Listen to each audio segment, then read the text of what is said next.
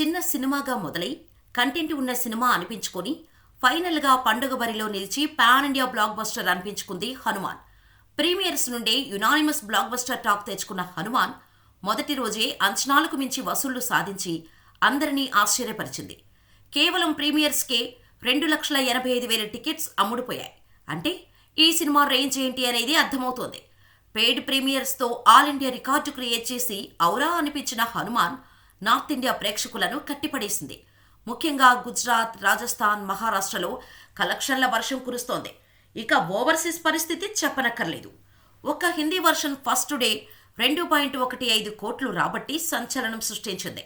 పెద్దగా ప్రమోషన్స్ లేకుండా, పెద్ద స్టార్ క్యాస్ట్ లేకుండా నాన్ హాలిడే రోజు ఈ రేంజ్ కలెక్షన్స్ సాధించడం అద్భుతమంటూ హనుమాన్ని ఆకాశానికి ఎత్తేశారు ప్రముఖ బాలీవుడ్ అనలిస్టు తరణ్.